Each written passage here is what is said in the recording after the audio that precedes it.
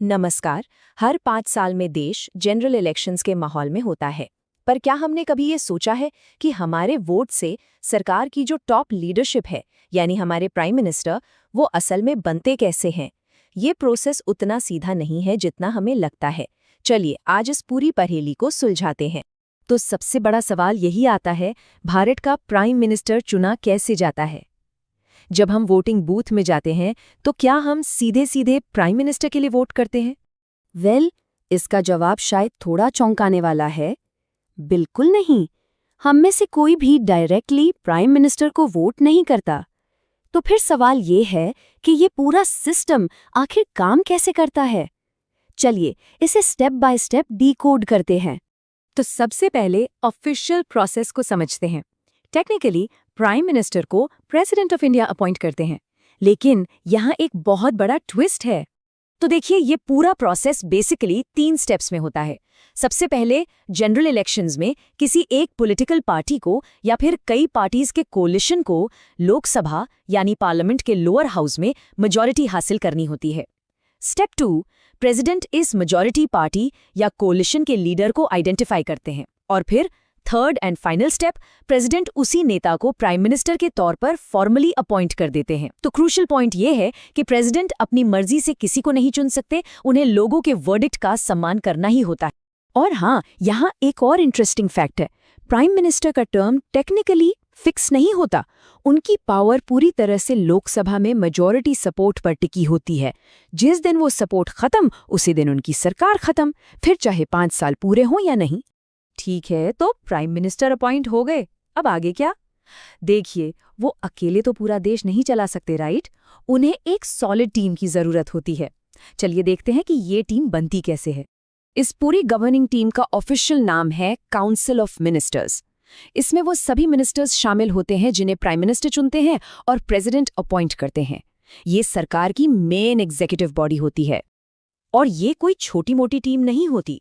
आमतौर पर council of ministers में 60 से 80 मंत्री होते हैं जो अलग अलग मिनिस्ट्रीज और डिपार्टमेंट्स को हैंडल करते हैं। तो मिनिस्टर बन कौन सकता है?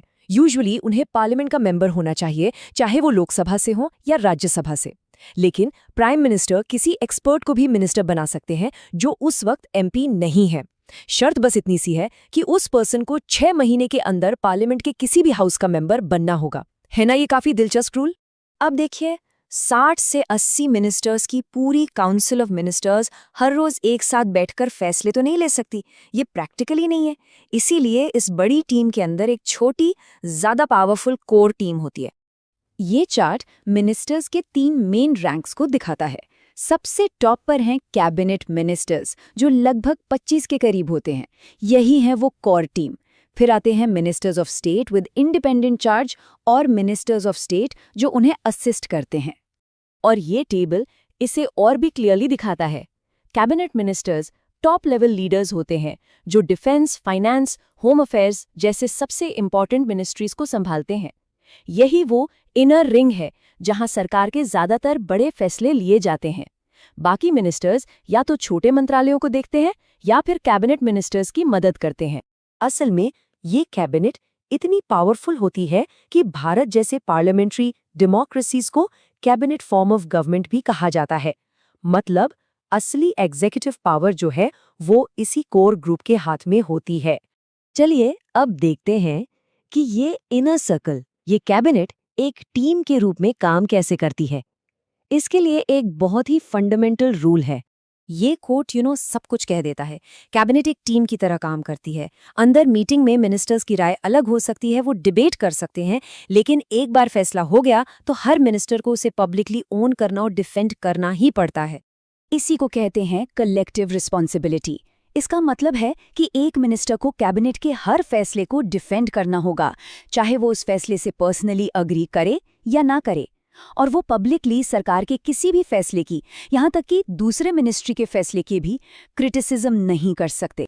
तो आसान शब्दों में कहें तो कैबिनेट का सिद्धांत है 1 टीम 1 वॉइस। वो एक साथ तैरते हैं या एक साथ डूबते हैं। तो चलिए फटाफट रिकैप करते हैं। आज हमने 3 की बातें सीखी। पहली, प्राइम मिनिस्टर को डायरेक्टली नहीं चुना जाता, बल्कि वो लोकसभा में मेजॉरिटी पार्टी के लीडर होते हैं। दूसरी, सरकार में मिनिस्टर्स की एक बड़ी टीम होती है, पर असली पावर एक छोटी कैबिनेट के पास होती है। और तीसरी, ये कैबिनेट कलेक्टिव रिस्पॉन्सिबिलिटी के सिद्धांत पर काम करती है, यानी all for one and one for all. ये सब हमें एक बहुत ही दिलचस्प सवाल पर लाकर छोड़ देता है। ये पूरा सिस्टम टीम वर्क पर आधारित है। तो फिर क्या होता है जब टीम के अंदर ही गंभीर मतभेद हों और वो अग्री ही न कर पाएं? इसके बारे में सोचिएगा।